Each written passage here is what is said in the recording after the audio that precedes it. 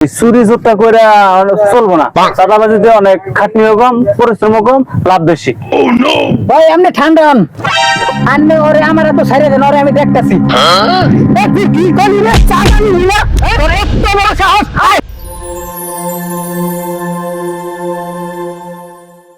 ভাই বর্তমান যে পরিস্থিতি, আর এই পরিস্থিতিতে আমরা অনেক পিছিয়ে আছি, আমাদের এই লাইনটা চেঞ্জ করতে হবে। ভাই কি ল্যাঙ্গুয়েজ? বর্তমানে চাঁদাবাজি করতে হবে, চুরি চুট্টা করে চলবো না, চাঁদাবাজিতে অনেক খাটনিও কম, পরিশ্রমও কম, লাভ বেশি।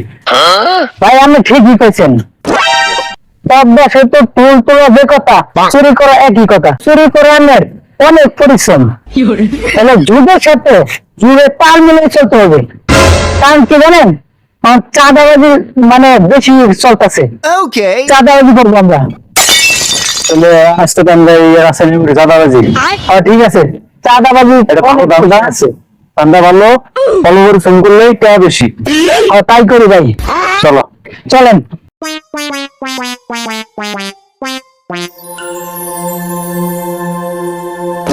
কিন্তু জানো একটা জায়গায় কি ভাই? এই যে এখন তো করস ফায়ারের নিয়ম হয়ে গেছে গা, যে কোনো সময় অলরাউন্ড করস ফায়ার করে দেয়, মানুষ মেরে ফেলায়, তো এটা করতে রিস্ক হয়ে যেতেছে। আরে দৌড়ো, দেশে কোনো আইন কানুন আছে নাকি? না, যদি কোনো আবার ঝামেলা হয়ে যায়? আরে কোনো আইন কানুন নাই, দেশে 75% লোক চাঁদাবাজি করতেছে, আমরা করলে বৃষ্টি। দেশে কোনো আইন কানুন নাই, ঠিক আছে? চাঁদাবাজি না করলে কামাবো না, কারণ সব লোক চাঁদাবাজি করতেছে, পুলিশের কোনো আইন কানুন নাই, করতে হবো। বুদ্ধি এই বই ফাইনাল। মানুষের মাইরি আলতাছে, কোনো বিচার নাই, বিচার আচার কোনো কিছু আছে? এটাই করতে হতে আমি পুলিশে ধরেন দিলে। আরে পুলিশ আছে নাকি আমার দেশ? চলো, কোনো আইন কানুন নাই এখন, কাজে লাগিয়ে যাইছো। চলেন। কিষণ ভাই আসেন আসেন, খাওয়াবার 10 টাকা 10 টাকা 20 টাকা, আবার 20 টাকা, আসেন আসেন আসেন। যে হাসমত এই জায়গায় যে নৌকা বেড়াইছে, কার অনুমতি নিছে, কার পারমিশন নিছে? ও বড় বেড়ে ছিলেন এলাকার, জিগা তো বাড়ি কই এই জায়গায় নৌকা বেড়াইছে? তোর বাড়ি কই? এই জায়গায় কত বছর ধরে তুই নৌকা চালাইতেছস, টাকা দিছস? এই এখন আমার চাঁদা কিসের? সরকারি গান, সবকিছু সরকারি, এখন আমার চাঁদা কিসের? চাঁদা কি চাইলে পাবা নাকি? ছেলে ছেলে কি চাঁদা খোলা যায়? বেশি ভাল পারবি না, যদি সরকার আসলে সরকার কিছু করে নাই, অনেক এই এলাকায় বড় ভাইয়ের আন্ডারে চলবো, বড় ভাই যা করবো তাই। কতদিন ধরে নাও বিরাস, এখন থেকে বড় ভাইয়ের চাপা দিয়ে নাও বিরাবে, নলে ঘাটতে চলে যাবি। ভাই আমরা ঠান্ডা হন, আনলে ওরে আমার এত ছেড়ে দেন, ওরে আমি দেখতেছি। দেখো ওর কি করা যায়, ব্যবস্থা করো। আমি ব্যবস্থা করতেছি ওর। তুই প্রতিদিন কত টাকা ইনকাম করস? তার থেকে 50% বাইরে দিবি, হয়ে গেলাম একটা শেষবারের মতো।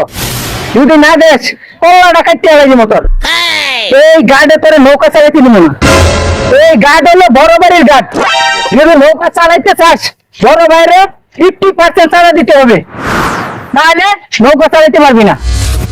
আমি এই ঘাটে অনেকদিন ধরে নৌকা চালাই, আমি কারো চাঁদা দেই নাই আজ পর্যন্ত, আমি দিব না। আপনি কারে নিয়ে বেরিয়ে আনগা, আমি চাঁদা দিতে পারবো না।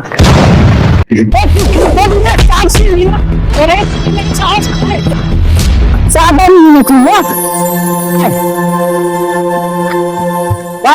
দিব না, একটা বিচার করেন।